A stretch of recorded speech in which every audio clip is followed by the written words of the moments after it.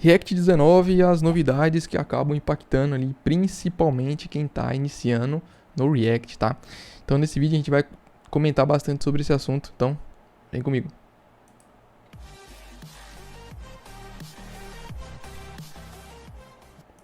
Fala galera, beleza? Juno Alves aqui. Bom, já estou com o meu exemplo aqui já montado, tá?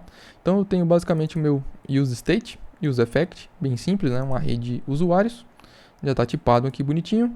E aí quando esse componente ele for montado em tela, esse useEffect vai disparar, né? Um side effect, faz ali a requisição para esse endpoint, atualiza o nosso estado, que depois ele vai ser renderizado aqui em tela, tá? Bem simples, bem direto, não é a melhor forma, né, de fazer requisições.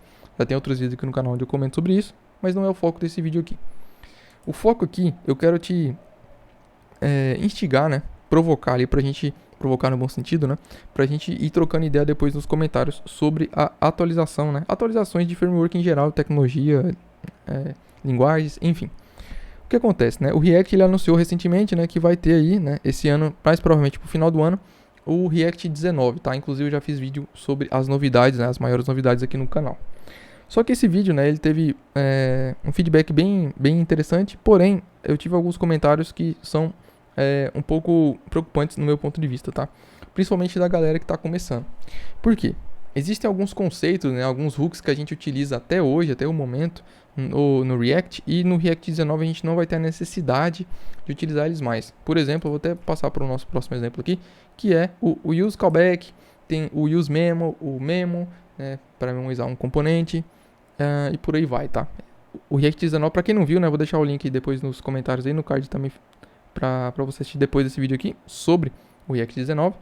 Mas, o que acontece? O que eu quero chamar a sua atenção aqui é que, por mais que a versão nova do framework, nesse caso aqui do React, vai trazer melhorias e essas mudanças, que é o que a gente espera, né? O framework ele vai evoluindo. Existem conceitos que são importantes você entender mesmo que o framework ele abstraia para você. Na verdade, corrigindo a frase, eu acredito que quanto mais o framework ele abstraia coisas para você, mais importante é você entender o que de fato ele está fazendo ali por baixo dos panos. Por exemplo, aqui no exemplo do use callback, o use callback é um dos hooks que a gente não vai precisar utilizar mais no React 19, tá? Com o novo React Compiler lá, o React ele meio que já vai fazer esse tipo de coisa aqui, esse tipo de otimização, né, de forma automática. Então a gente não tem essa necessidade mais de utilizar os hooks e os callback, os memo e a função memoization, né? Só que quer dizer que você não precisa estudar mais sobre esses hooks? Não, por vários motivos, tá? Primeiro, é importante você entender que essa versão nova, né? Ou seja, na grande maioria dos projetos aí, o que você trabalha no dia a dia, ou que você vai trabalhar quando você iniciar com um projeto ali em React, ou alguma empresa que utiliza em alguns projetos do React, é que a grande esmagadora maioria dos projetos na vida real, eles não são atualizados a cada atualização nova do framework, certo? Por exemplo, o Next hoje, nesse momento, está na versão 14. E existem muitos projetos que estão na versão 10, na versão 11, ou na versão 9, na versão 8, certo? E são projetos que já estão rodando. Então a chance de ser migrado para a versão mais nova, sempre que a versão mais nova ela sair, são quase zero, tá? Na maior parte dos projetos. Então, esse é o primeiro ponto. Mesmo que o React 19 ele saia no final do ano, né, vamos supor aí que a gente tenha uma versão estável aí no final do ano ou ano que vem, por exemplo, 2025. O que acontece? Os projetos que tem hoje, eles não vão sair atualizando loucamente para a versão mais nova assim que ela sair, certo? É assim que acontece no dia a dia. Então, o primeiro ponto é esse. Por mais que a versão nova ela vai sair, as versões anteriores elas vão continuar sendo utilizadas, tá? E o ponto 2, tá?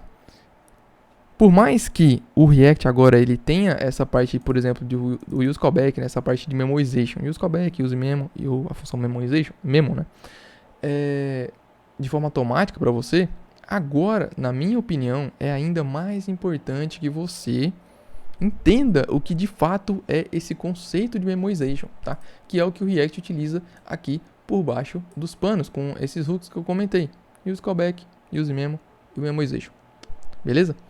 Então, assim, esses são os pontos cruciais. Lógico, existem vários outros, tá? Mas esses são os pontos que eu mais vejo que são super importantes eu frisar nesse vídeo aqui para você entender que, não, por mais que o framework ele vai abstrair isso aqui para você, agora é que você deveria estudar e aprender sobre o que ele está fazendo ali por baixo dos panos, beleza?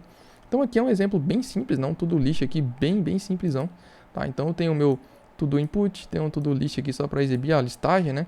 E aqui é a listagem em si, né? O componente que está fazendo toda essa orquestração aqui, né? Então tem um estado aqui, tem essa função que vai ser passada aqui via props para o nosso input e por aí vai. Aqui embaixo eu tenho os componentes, né? Então se você ainda tá estudando aí, você pode dar uma pausa nesse vídeo e você dá uma olhadinha, ou qualquer coisa, deixa nos comentários, tá? Qualquer dúvida, e eu posso até trazer um vídeo, né?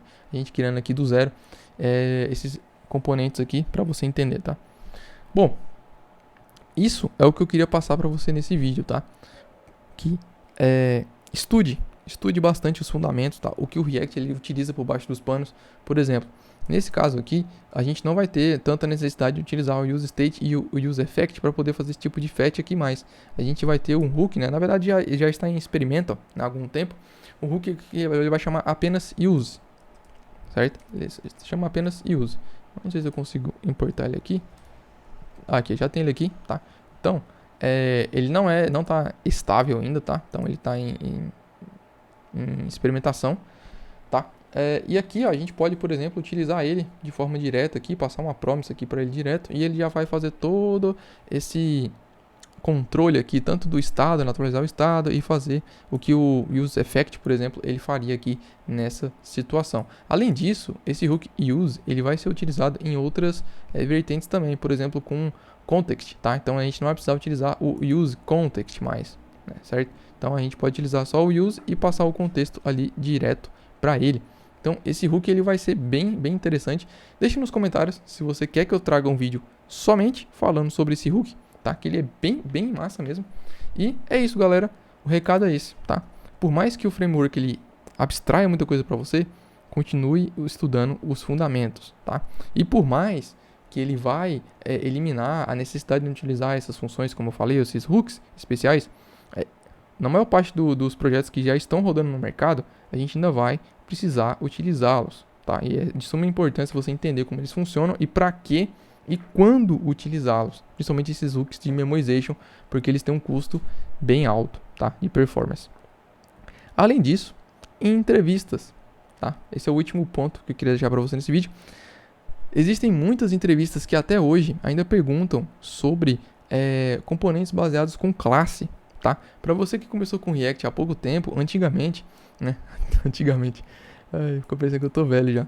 Antigamente, os componentes que a gente precisava ter esse controle de estado e etc, eles eram criados com classes, tá? A gente não tinha como ter esse tipo de funcionalidade aqui, ó, de executar